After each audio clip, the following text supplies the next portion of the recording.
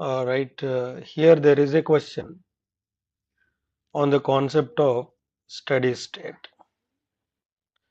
అంటే ఏదైనా ఒక సర్క్యూట్లో డిఫరెంట్ రెసిస్టర్స్, డిఫరెంట్ కెపాసిటర్స్ ఉండి దానిలో మనకి స్టడీ స్టేట్లో ఈ కెపాసిటర్లో డెవలప్ అయినటువంటి ఛార్జ్ ఎంత డిపాజిట్ అవుతుంది, పొటెన్షియల్ డ్రాప్ ఎంత ఉంది, అలాగే energy stored in the capacitor ఎంత ఉంది. ఇట్లాంటి క్వశ్చన్స్ ఎక్కువగా కాంపిటేటివ్ ఎగ్జామ్స్లో అడుగుతున్నాడు.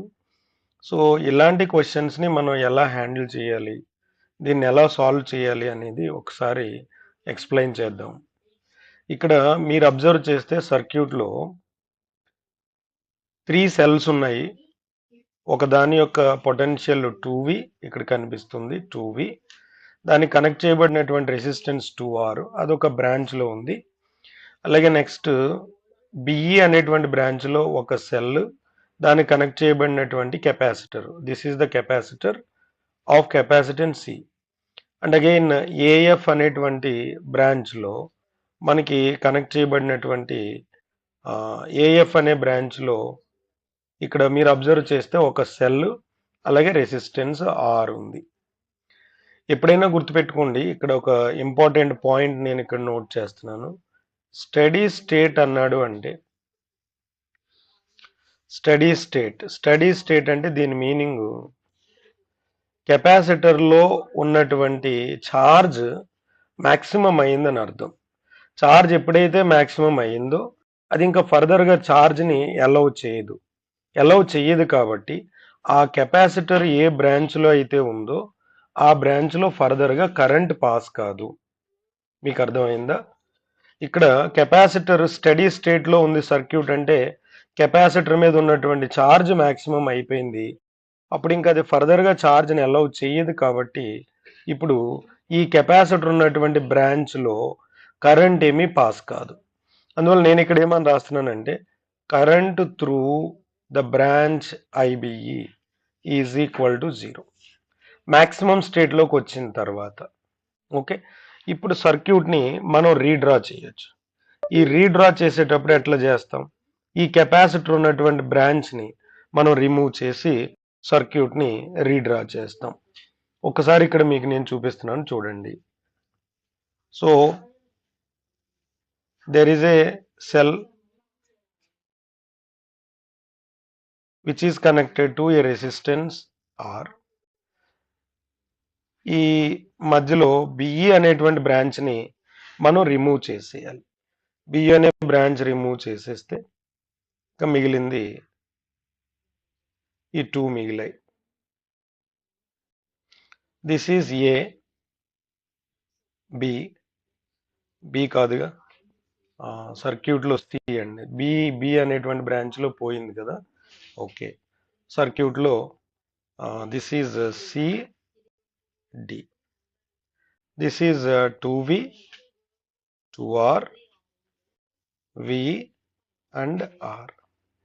ఇప్పుడు ఈ ఓవరాల్గా ఇక్కడ చూస్తే మనకి ఈ 2 సెల్స్ కూడా ఎలా కనెక్ట్ చేయబడి ఉన్నాయి అంటే చూడండి ఒకసారి. నెగిటివ్ నుంచి నెగిటివ్కి కనెక్ట్ చేయబడి ఉన్నాయి. నెగిటివ్ టు నెగిటివ్ అంటే అది రాంగ్లీ కనెక్టెడ్ కదా, రాంగ్లీ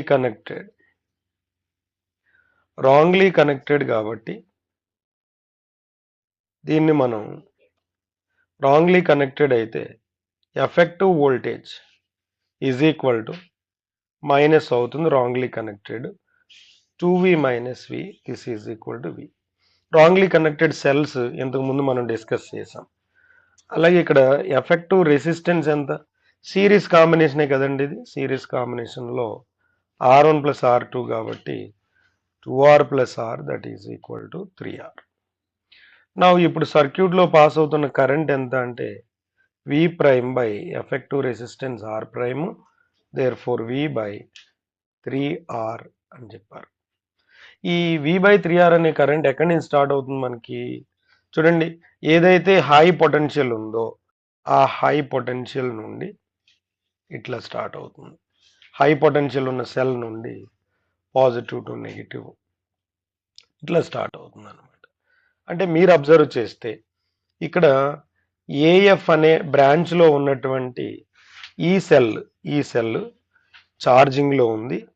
అలాగే సిడిలో ఉన్నటువంటి ఈ సెల్ మాత్రం డిశ్చార్జింగ్లో ఉంది. ఓకే, ఈ కరెంట్ ఎంతో మీకు అర్థమైంది కదా.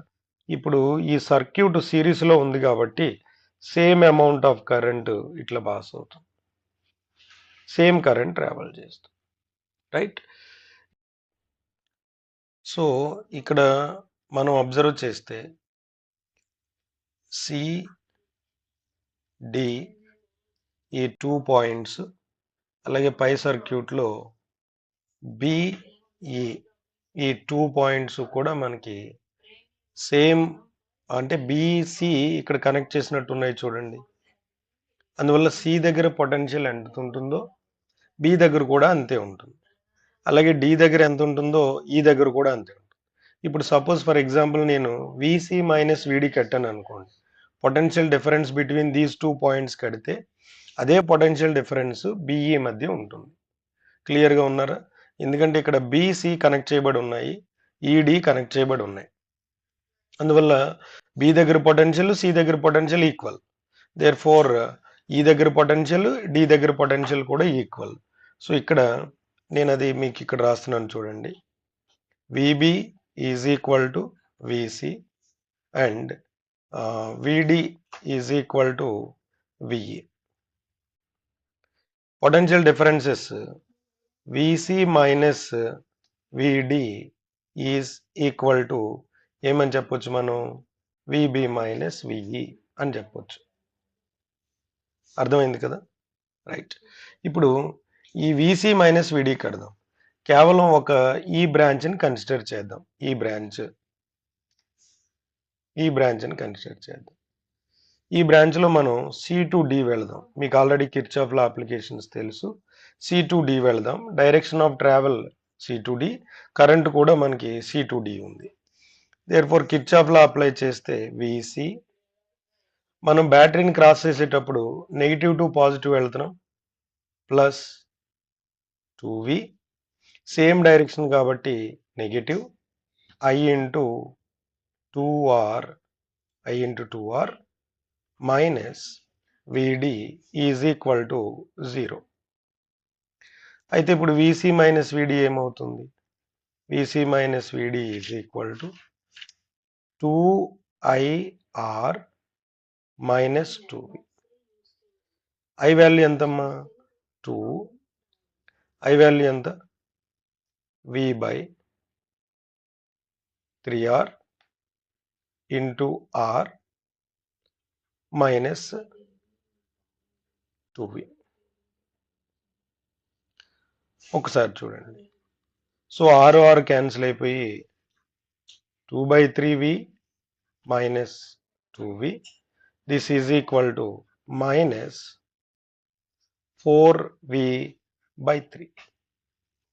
అంటే vc మైనస్ vd ఎంత వచ్చింది మనకి? 4v/3 వచ్చింది. దేర్ఫోర్ అప్పుడు ఏమవుతుంది? vd మైనస్ vc ఎంత అవుతుంది?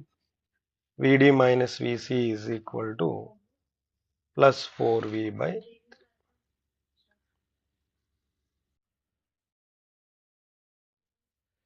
ఇప్పుడు మధ్యలో ఉన్న బిఈ మధ్య కూడా 4v/3నే ఉంది. బిఈ మీరు అబ్జర్వ్ చేస్తే ఇక్కడ సర్క్యూట్ డ్రా చేస్తున్నాను, ఒకసారి చూడండి. బిఈ అబ్జర్వ్ చేస్తే this is B, negative, positive, this is capacitor C and this is E. So మొత్తం ఉన్న పొటెన్షియల్ డిఫరెన్స్ 4v/3.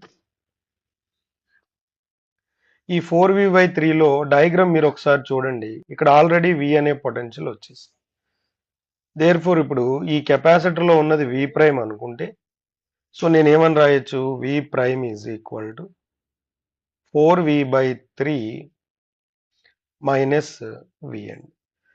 ఎందుకంటే చూడండి టోటల్ పొటెన్షియల్ డిఫరెన్స్ 4v/3. ఈ 4v/3లో ఆల్రెడీ ఇక్కడ v ఉండిపోయింది. ఇప్పుడు v plus v prime is equal to 4v/3 కదా. Equation ఇక్కడ రాస్తున్నాను. v plus v prime is equal to 4v/3 కదా.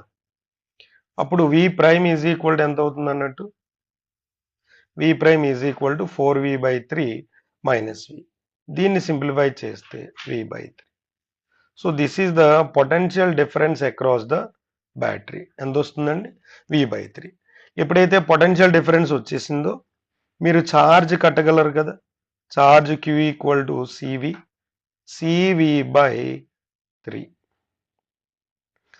ఇది ఛార్జ్, పొటెన్షియల్ డిఫరెన్స్ వచ్చింది, ఛార్జ్ వచ్చింది.